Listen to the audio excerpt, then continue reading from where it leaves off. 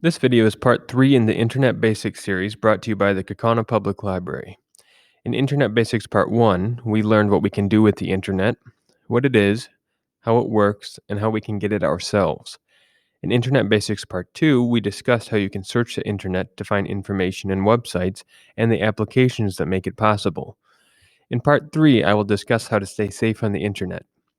This video will cover the types of dangers that exist and how to avoid them, how to identify if your device has been infected, and what to do if you find your device is compromised. For this video, I will be using an Apple iPad tablet. The information in this video pertains primarily to tablets and phones more than computers, specifically the remedy section. All devices connected to the internet have the potential to be compromised in one way or another. There are many ways your device can be compromised. For simplicity's sake, I will discuss the two most common threats to your device. First is what is known as malware, or malicious software. These programs can take many forms and can cause serious problems on your device if infected. They have the power to lock you out of your device unless you pay the owner of the malware money, spy on your activity, disguise themselves as innocuous software, and more. Your credit card information, identity, and other personal data could potentially be stolen if your device is infected with malware.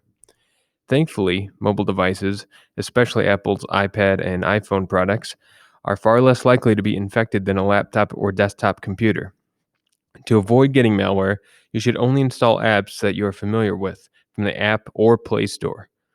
Be sure to check the reviews and developer name before installing an app.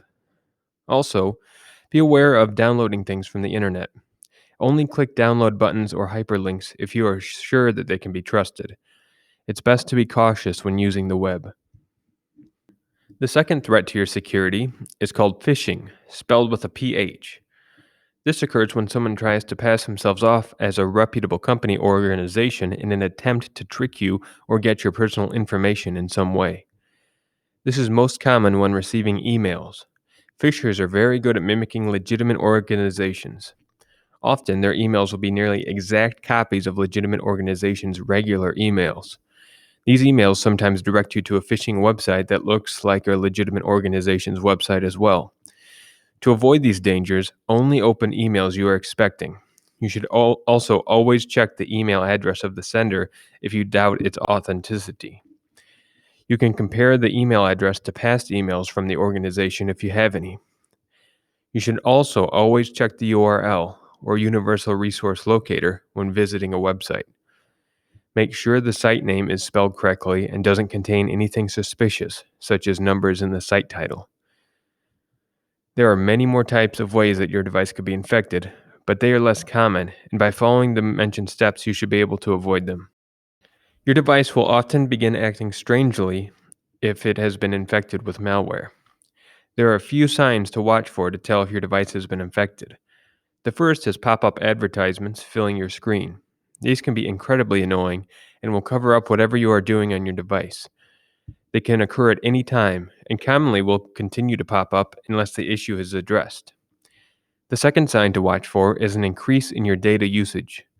If your phone bill or internet service provider registers higher than usual data usage, the culprit could be malware that is using your device for its own purpose. The third sign to watch for is your battery draining faster than usual. It may be the case that an unwanted app on your phone is draining your phone's battery. Keep in mind that it is common for phone batteries to slowly lose their charge over the years. This is a rather slow process and completely normal. You should become suspicious if there's a sudden and significant reduction in your battery life. The final sign to watch for is the appearance of unwanted apps on your device. If you notice an app you don't recognize or remember in your app drawer or home screen, there's a chance your device was compromised in some way. What do you do when you recognize one of these signs? First, uninstall any apps you don't recognize or use from your app list. Apple devices make this easy by holding your finger down on an unwanted app and selecting delete. Second, make sure your device has the most recent updates installed. These updates often contain security measures used to protect you against malware.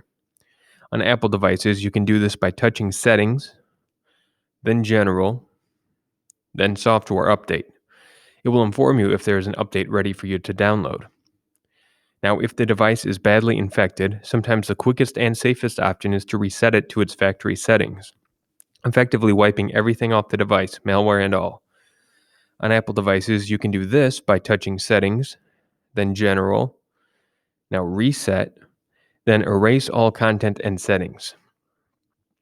Make sure you have backed up or saved any pictures or documents from your device before doing this. Finally, if you don't feel confident addressing the issue on your own, you can take your device into a local computer repair shop. Make sure to call ahead and ask if they service your particular device and offer malware removal services. If you have any questions about this video or anything related to technology in general, please don't hesitate to call the Kaukauna Public Library at 920-766-6340 extension 6 to set up a one-on-one appointment. At the time of uploading this video, our in-person one-on-one sessions are unavailable. However, you can still receive help either over the phone or via a Zoom call. Thank you for watching.